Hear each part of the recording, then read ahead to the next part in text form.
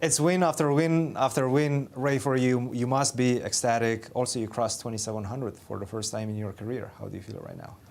And which one is more important, being only half a point behind the leader and getting those victories, or crossing 2,700? Yeah, actually they're similarly important. I think around 2014, I decided that, okay, maybe I'll never achieve my full potential, but I still had three kind of long-term goals I wanted to achieve in my career. One was to medal at an Olympiad, which back then seemed like it would be very difficult, even though we had a strong team and very good team chemistry. Our team was not one of the very top teams. Obviously, I was fortunate to be on the 2016, 2018 teams, which did medal when our teams were super strong. So that was accomplished. And the other two were to reach 2,700 and to win US championships. So I'm very happy. I have 2,700, at least in live rating right now. But yeah, it seems like US championship is obviously these days is the hardest one to achieve. Absolutely, but you're definitely in contention to potentially reach your final goal. What's going to come after that? Let's say you win it. What's going to come after that? Oh, yeah, I've been thinking a little bit like, what do I really want to do? I guess I would like to get into some of these like elite events. So obviously I need to raise my rating up to probably at least like 2730 to have some chance to get invited to some of the very highest events. And I don't know, it would just be nice to play in some super tournaments. I haven't really had that opportunity. I think American Cup, I got to play with some of the really top players, and that was great for me. So I would like to do that on a more regular basis. Well, the climb never stops. So let's take a look at today's game. You guys started off with the Berlin, and actually Yasser was telling us a story about his roommate, Alexander Shabalov, speaking with Elshon and telling him, hey, just go, play the Berlin, make a draw. He was trying to make a draw, it seems like, but you were still keeping the tension in the position. Were you harboring hopes of potentially winning this one? I mean, I don't think he was trying to make a draw. If he wanted to make a draw, he'd probably like castle on move 4, play rook e1, get a symmetrical position. Yes. I mean, the line he played is a line with bishop takes c6, knight bd2 is one of the most critical lines. I used to play this basically every game with white against the Berlin. Sam Shanklin actually played it in round 1 of this tournament against me. So, no, I thought there would just be a game here, but I didn't really like the way I played it. I mean, when he started to play a4, which was, I didn't expect a4 at all.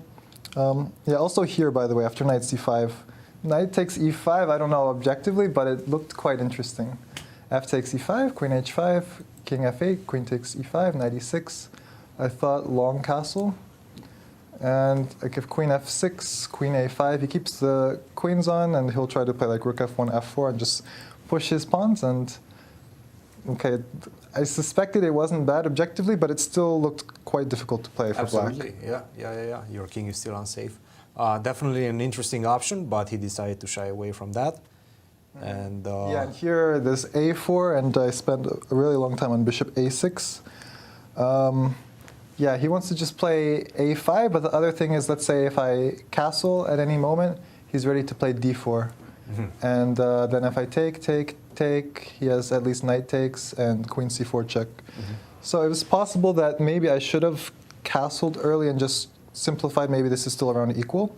But yeah, I played this move bishop a6, and it's kind of a weird move, and I wasn't really sure what's going on. So the point is, not just pressuring d3, but I'm also covering c4. So now I'm prepared to castle in the future, and then when he plays d4, or castle short. yeah, castle short, and when he plays d4 and we do the same line, I'll cover c4.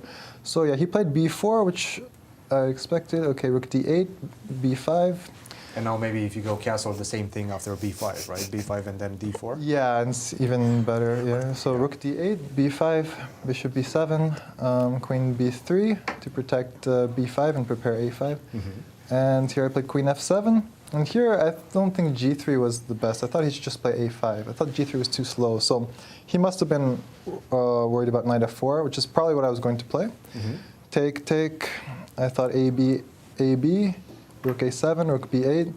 But I mean, he can never be worse. And I wasn't sure if he's actually just like clearly better or if it's around equal. c4. Yeah, he could play c4. Let's say c4, rook d8, knight d5, knight e6. And I didn't really see how he's breaking through, and I thought maybe like very slowly I can unwind because, yeah, I mean, my bishop is stuck. But he has no way to pressure it as far as I saw.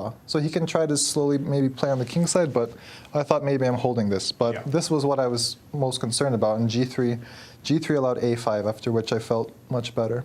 Absolutely, and the engine was recommending your position, especially once you managed to play B5. Yeah, And B5 just was... destabilized. And And yeah, I think, okay, next very interesting moment was after D4, Queen H5, D5, Knight F4. Very unexpected complications. And here I think he just blundered. I was expecting, okay, the engine shows GF, but that looks worse for white. I was expecting maybe Knight 3 to H4. Yeah. And here, yeah, I was considering this line G5, Knight G2. And I have Knight H3, but after King H1, Queen F3, I thought if he just protects like Rook D2, I can open my bishop at any moment with B4, but I wasn't sure. I mean, it's a very, very weird position. Okay, apparently I have bishop D3 threat, which I didn't notice. But yeah, very weird. So after G5, Knight G2, move 26. One option I was thinking about was Queen E2. And then if he takes, I take with check and take on C3 and support it with B4. And So if he doesn't goes rook take, D2? then I at least have perpetual, like Knight H3, King H1, Knight F2, King G1, Knight H3, King H1, and then I wasn't sure actually if I should And now play you for think. more. Yeah, because he has compensation. I mean, G5 was quite weakening, so this still would have been very unclear. I think we both had low time, but I think Knight 5 H4, he started kind of Was indeed a shaking. mistake. Yeah, he started kind of like shaking his head a little bit. Yeah. And obviously G5 was the logical move, and I realized he just blundered it, I guess. And after that, you converted swiftly. Ray, congratulations, a hat-trick for you. When's the last time you scored a hat-trick? Oh, I'm not sure. I think the most wins I had against strong opposition was in one of the Fall Classics, I think 2019 Fall Classic. I believe I beat 5 2600s in a row.